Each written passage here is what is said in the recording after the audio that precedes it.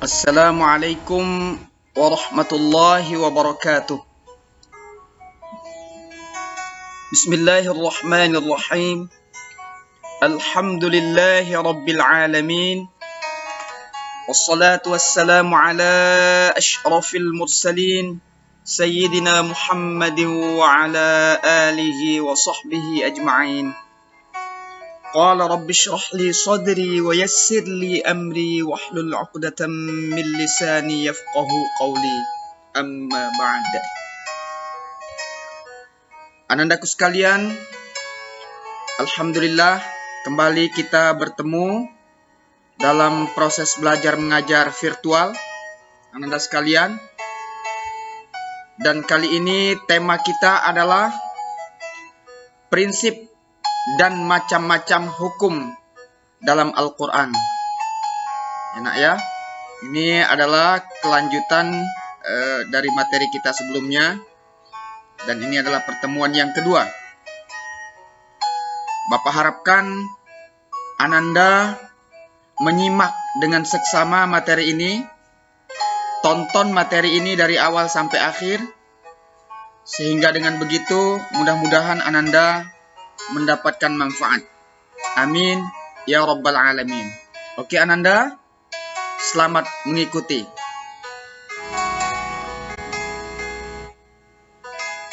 Baik, kita awali dengan prinsip Al-Quran dalam menetapkan hukum.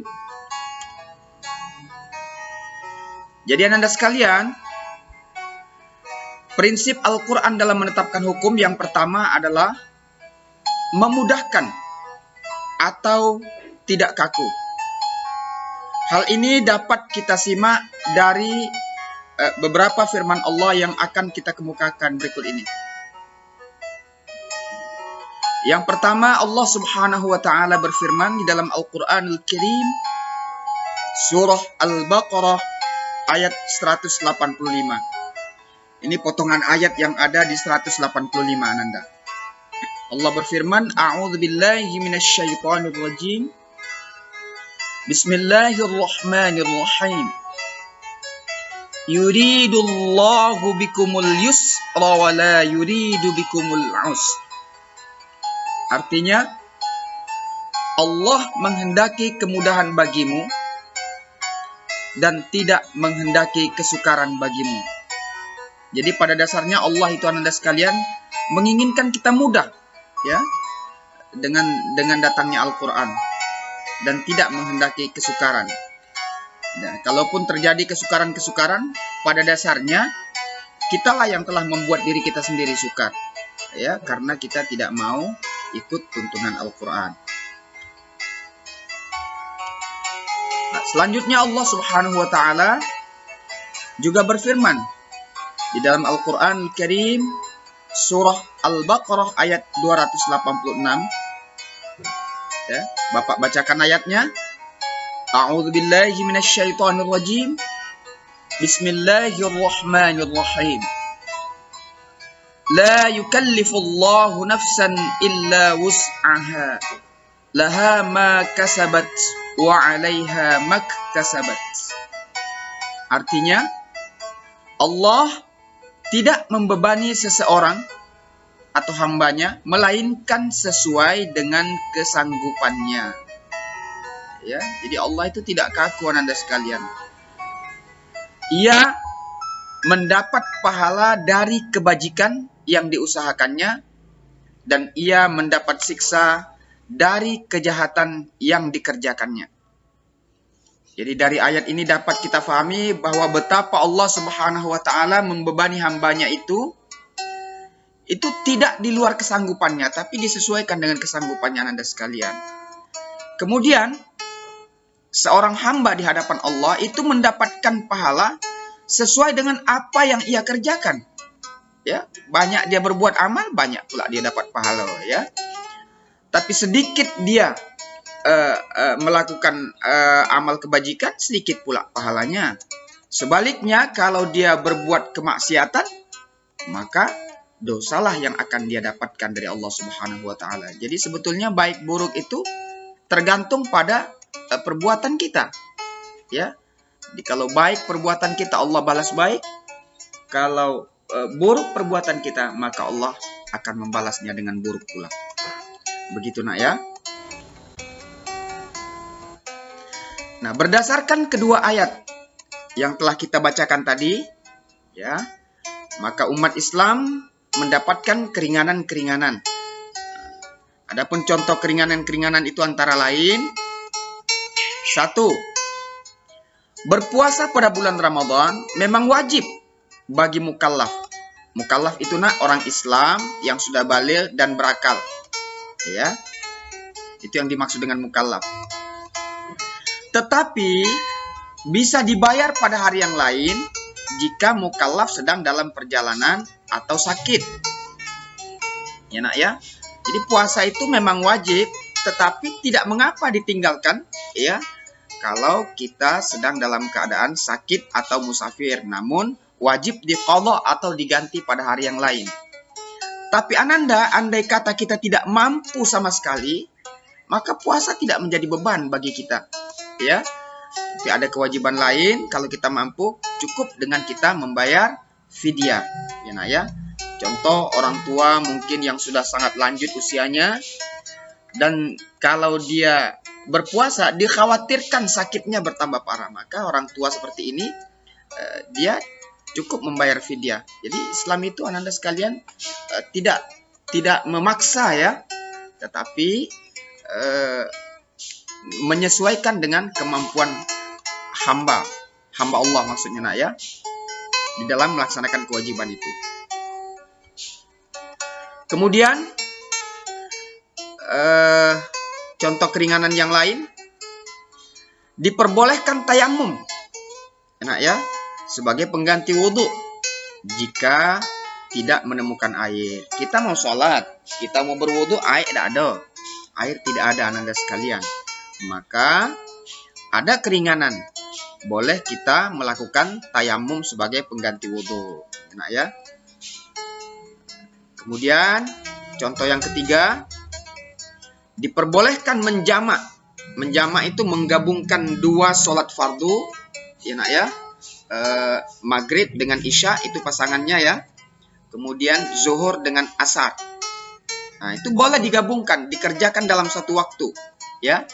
Bisa dikerjakan pada waktu zuhur, asar misalnya dikerjakan waktu zuhur, atau zuhur dikerjakan waktu asar, atau isya dikerjakan pada waktu maghrib, atau maghrib dikerjakan pada waktu isya. Itu namanya menjamak, ya. Dan boleh juga diqashar. Nah, diqashar itu ananda sekalian disingkat rakaatnya, ya. Jadi yang 4 menjadi 2, sementara yang 3 tidak boleh ananda sekalian. Demikian juga yang 2, ya. Jadi maghrib tetaplah 3 rakaat.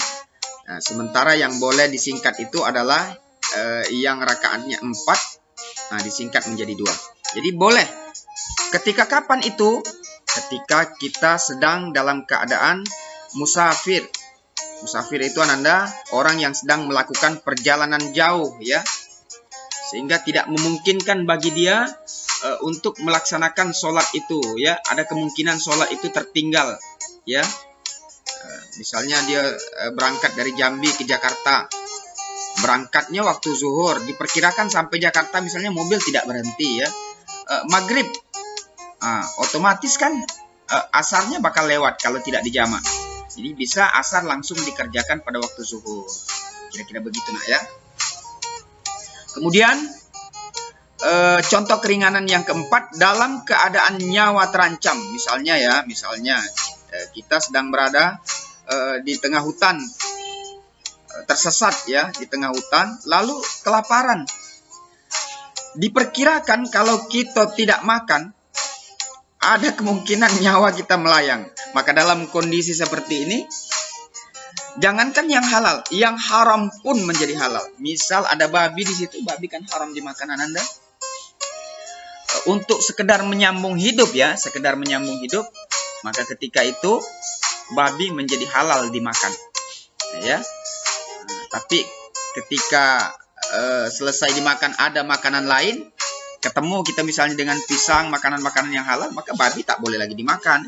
Jangan pula pisang dimakan, babi tetap dimakan, tidak. Nah, jadi dalam keadaan yang mendesak ada keringanan Ananda. Nah, itu beberapa contoh keringanan-keringanan Ananda sekalian yang diberikan oleh Allah. Dan dari contoh-contoh ini dapat kita simpulkan bahwa betapa Allah itu sangat tidak ingin memberatkan hambanya. Ya nak ya.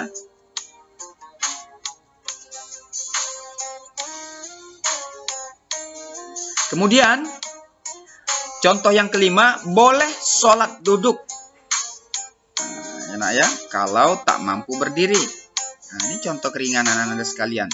Betapa Islam tidak kaku ya. Oh, atau berbaring kalau tak mampu duduk. Silakan sholat sambil berbaring. Gimana caranya? Dengan menggunakan isyarat kedipan mata sekalipun. Ya, kalau memang tak mampu bergerak. Ya, jadi baring. Jadi kita itu isyarat mata itu nak seolah-olah ya, seolah-olah kita takbiratul ihram, seolah-olah kita ruku, begitu. Nah, dalam hati kita membaca bacaan-bacaan gerakan-gerakan sholat itu. Jadi kita seolah-olah. Namun yang namanya sholat 5 waktu itu tak boleh ditinggalkan. Ya, nah ya. Kapan sholat 5 waktu boleh ditinggalkan? Ketika nyawa sudah tak ada lagi di badan. Jadi sholat ini Ananda sekalian adalah kewajiban yang boleh ditinggalkan tatkala kita sudah tak bernyawa lagi. Itu nak ya. Jadi begitu nian Allah memberi peluang kepada kita untuk mendirikan sholat. Yang seharusnya kita berdiri karena tak mampu boleh duduk. Tidak perlu Bapak ulangi lagi nak ya. Tadi sudah Bapak sebutkan.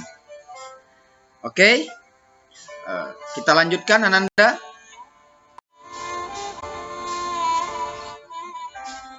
Nah, ini prinsip ya Al-Quran ya. Yang kedua, tidak ingin menyusahkan. Hal ini sebagaimana yang Allah firmankan di dalam Al-Quran surah Al-Maidah ayat 101. A'udzu billahi minasyaitonir rajim.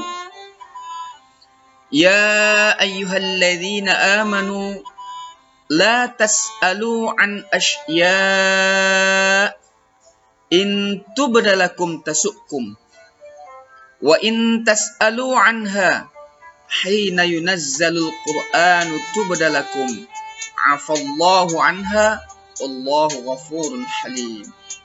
Artinya, hai orang-orang yang beriman, janganlah kamu menanyakan kepada nabimu hal-hal yang jika diterangkan kepadamu akan menyusahkan kamu, dan jika kamu menanyakan di waktu Al-Quran itu diturunkan, niscaya akan diterangkan kepadamu. Allah memaafkan kamu tentang hal-hal itu. Allah Maha Pengampun lagi Maha Penyantun.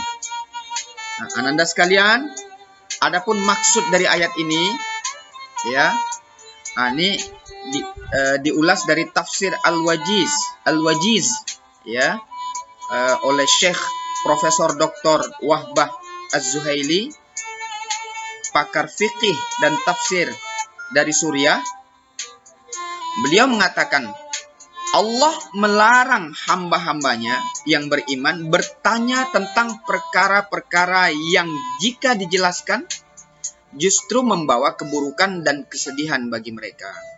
Jadi kita nih jangan banyak tanya ya Ananda sekalian tentang hal-hal yang kira-kira itu tidak terjangkau di otak kita ya. Hal itu seperti pertanyaan ya sebagian kaum muslimin kepada Rasulullah tentang bapak-bapak mereka ya yang sudah meninggal gitu ya, dan tentang keadaan mereka di surga atau di neraka. Jadi mereka ingin tahu bagaimana keadaan bapak kita yang bapak mereka yang sudah meninggal itu di surga dan di surga atau di neraka gitu. Apa disiksa atau dia sedang mendapatkan kenikmatan. Nah, ini kan pertanyaan-pertanyaan yang tidak terlalu penting untuk diketahui ya. Karena kalau Allah beritahu Misalnya ya, dikabarkan, oh itu bapakmu sedang diazab di alam barzah, kan jadi sedih.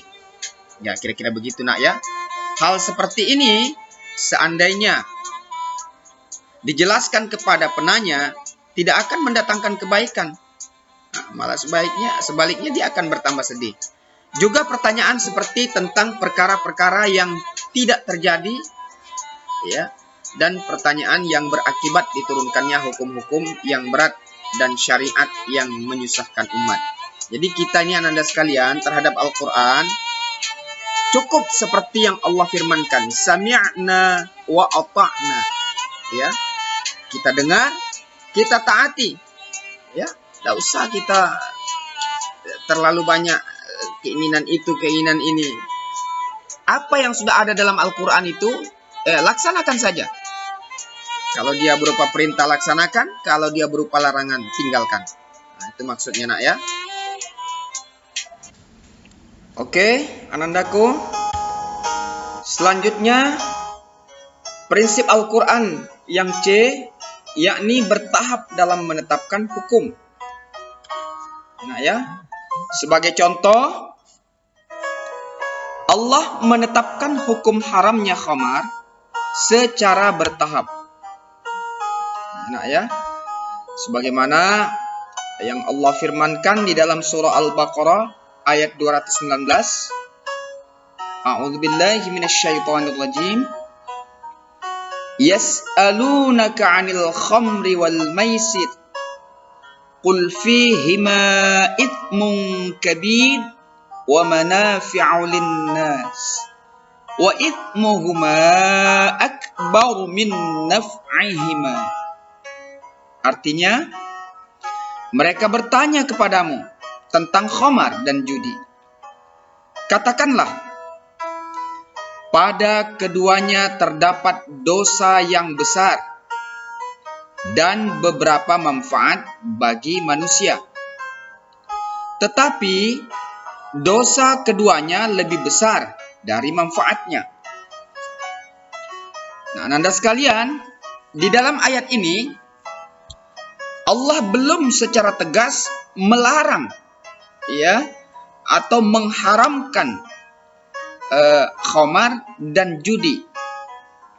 Tetapi Allah memberitahu kepada manusia bahwa pada khamar dan judi itu terdapat dosa yang besar. Ya. Namun dia juga memberikan manfaat. Jadi manusia seakan-akan di sini dipancing untuk berpikir, ya, agar dapat, ya, memilah untuk kemudian memutuskan mana lebih besar manfaat, ya, minum khamar atau melakukan judi daripada mudaratnya. Jadi Allah belum langsung mengharamkannya, tidak. Ya nak ya. Jadi di sini Allah masih memberi peluang kepada manusia untuk melakukan sesuatu sesuai dengan keinginan dia, ya, antara melaksanakan, ya, meminum khamar dan berjudi tadi, atau meninggalkannya. Ya nak ya.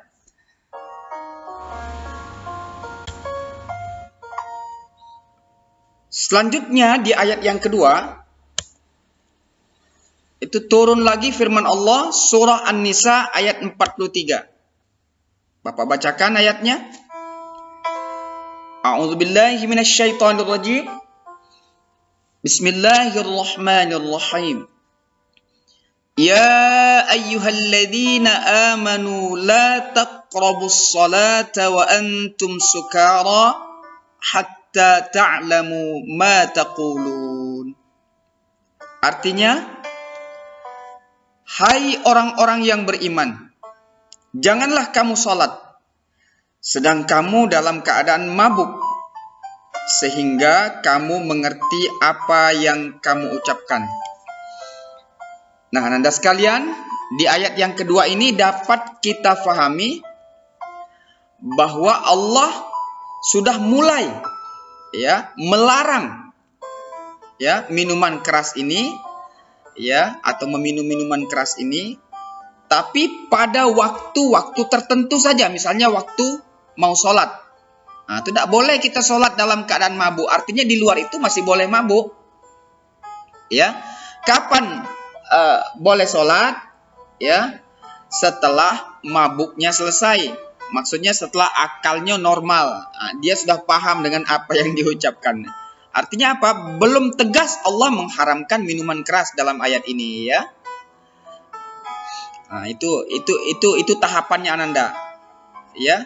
Nah, jadi sudah ada larangan, tetapi larangan itu untuk waktu-waktu tertentu saja, yakni waktu ketika mau sholat. Jadi tidak boleh sholat dalam keadaan mabuk. Nah, begitu nak ya.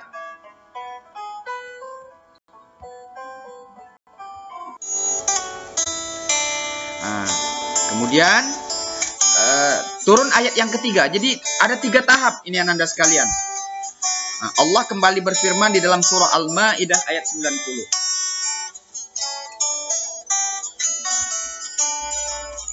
Nah, kita bacakan ayatnya. A'udzubillahi minasyaitonirrajim. Bismillahirrahmanirrahim.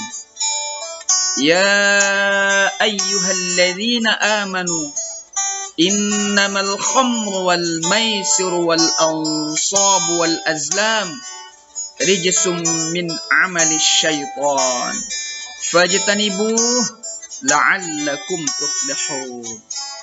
Artinya,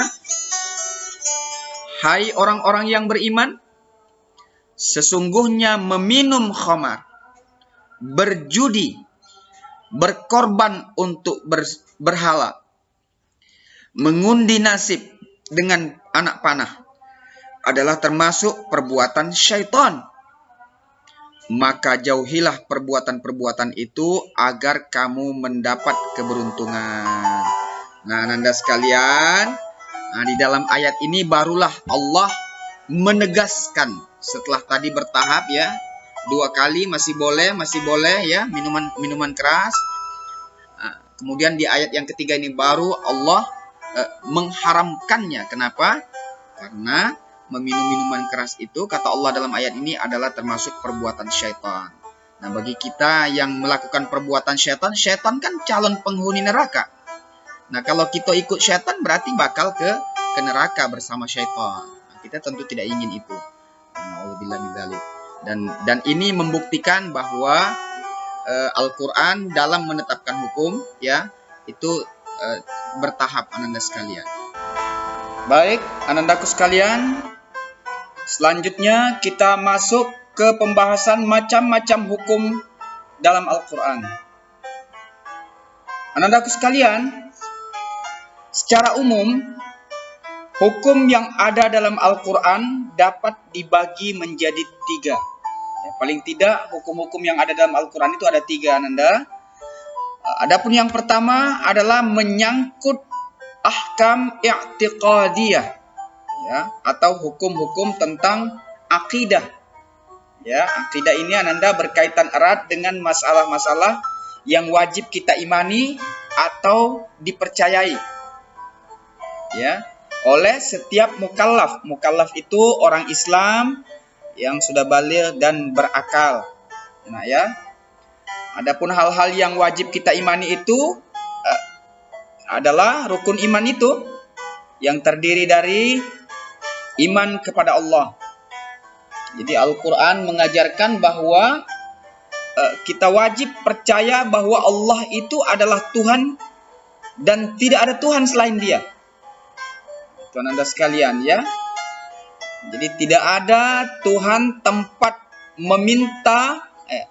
menyembah dan meminta selain hanya kepada Allah.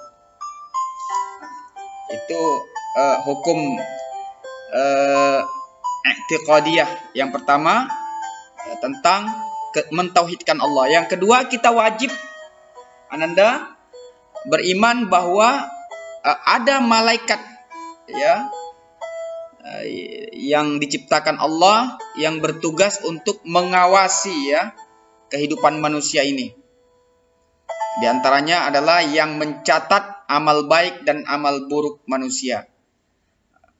Jadi kita mesti menyadari dan meyakini itu. Kemudian Allah jelaskan di dalam Al-Quran juga bahwa kita wajib beriman ya kepada kitab-kitab Allah. Ya Nanda ya, yang telah diturunkan kepada nabi-nabi sebelum Nabi Muhammad SAW, terlebih lagi beriman kepada Al-Quran Al-Karim, yakni kitab yang diturunkan kepada Nabi Muhammad SAW. Jadi ananda sekalian, tentu kitab-kitab sebelum Al-Quran yang dimaksud itu adalah kitab-kitab yang asli nak ya. Kitab-kitab yang betul-betul asli atau original. Ya, Bapak tidak terlalu panjang membahas ini. Kemudian kita wajib beriman atau percaya kepada adanya Nabi dan Rasul. Ya, bahwa Allah Subhanahu wa Ta'ala telah mengutus ya para nabi dan para rasulnya untuk menyampaikan risalahnya. Ya. Kemudian kita juga wajib beriman kepada adanya hari pembalasan, yakni hari sesudah kehidupan dunia ini. Bahwa pada hari itu semua amal manusia akan dibalas oleh Allah Subhanahu wa Ta'ala. Kemudian Al-Quran juga berbicara tentang takdir, ya, qada dan qadar. Kita wajib percaya bahwa segala sesuatu yang ada di muka bumi ini, yang terjadi di muka bumi ini, apakah yang baik atau yang buruk, itu semua terjadi atas izin Allah Nanda. Nah, itulah ya hukum-hukum i'tiqadiyah yang ada dalam Al-Quran. Dan ini adalah bagian yang pertama.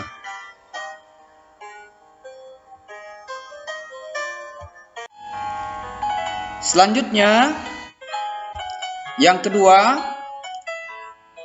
Al-Quran juga berbicara tentang ahkam khuluqiyah, ya, atau hukum-hukum akhlak, ya, yang berkaitan erat dengan masalah bagaimana seharusnya manusia bersikap terhadap Allah sebagai sang penciptanya, kemudian terhadap sesama manusia dan alam semesta, di mana sikap tersebut nanti akan turut menentukan derajat manusia di sisi Allah Subhanahu wa Ta'ala. Misalnya Al-Quran mengajarkan kepada kita ya terhadap Allah Subhanahu wa Ta'ala, hendaklah kita senantiasa bersyukur, ya, mensyukuri segala nikmat yang telah Allah berikan dengan cara menggunakan nikmat itu sesuai dengan kehendak Allah, dan jangan menjadi orang yang kufur. Nah, itulah seharusnya etika kita terhadap Allah Subhanahu wa Ta'ala. Kemudian kita berupaya menjalankan segala perintahnya dan menjauhi larangannya, dan jangan kita jadi makhluk pembangkang, ya, makhluk-makhluk tak tahu diri, ya. Kemudian Al-Quran juga mengajarkan bagaimana seharusnya manusia bersikap terhadap manusia lain. Misalnya kita diperintahkan untuk tolong-menolong dalam kebaikan dan tidak tolong-menolong dalam keburukan. Kemudian misalnya juga Al-Quran berbicara bagaimana seharusnya seorang anak berbakti kepada ayah dan bundanya, ya. Kemudian misalnya juga Al-Quran berbicara bagaimana seharusnya, ya, manusia menyantuni fakir miskin atau para du'afa, ya, dan anak-anak yatim. Nah, itulah ananda sekalian beberapa akhlak yang diajarkan di dalam Al-Quran, bagaimana seharusnya manusia bersikap terhadap manusia lain. Kemudian diajarkan juga bagaimana seharusnya manusia bersikap terhadap alam semesta. Misalnya terhadap tanahnya, terhadap airnya, ya, tumbuhannya, ya, bahkan hewan-hewan yang ada di atasnya.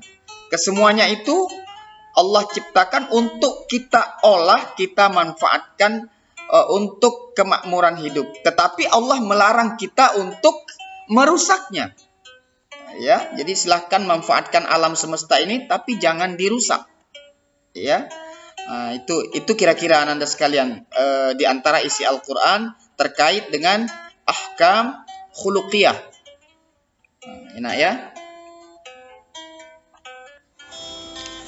Selanjutnya Ananda, yang ketiga, Al-Qur'an juga berbicara tentang ahkamu syariah, yaitu hukum yang mengatur hubungan antara manusia dengan Allah dan antara manusia dengan sesama manusia. Adapun ilmu yang spesifik berbicara tentang hal ini adalah disebut dengan ilmu fiqih. Ananda sekalian, adapun hukum amalia atau syariah dalam Al-Quran secara umum itu dapat dibagi menjadi 6, yaitu 1, masalah ibadah. Jadi di dalam Al-Quran dijelaskan bagaimana seharusnya manusia melakukan ritual ibadah kepada Allah Subhanahu wa taala, dan apa saja bentuk-bentuk ritual ibadah itu. Ya, misalnya diwajibkan mendirikan sholat, ya, 5 kali sehari semalam. Kemudian bagaimana sebelum kita mendirikan sholat, apa yang mesti kita lakukan? Misalnya berwudu terlebih dahulu, kemudian anggota wudu yang mesti dibasuh itu dijelaskan di dalam Al-Quran. Kemudian Allah juga jelaskan kewajiban puasa Ramadan misalnya. Kemudian berinfak, bersedekah, kewajiban membayar zakat, berhaji, dan sebagainya. Jadi Al-Quran memberitahu kepada manusia ritual-ritual ibadah yang mesti mereka lakukan, ya, dalam rangka pengabdian atau penghambaan diri mereka terhadap Allah Subhanahu wa taala sebagai Sang Pencipta.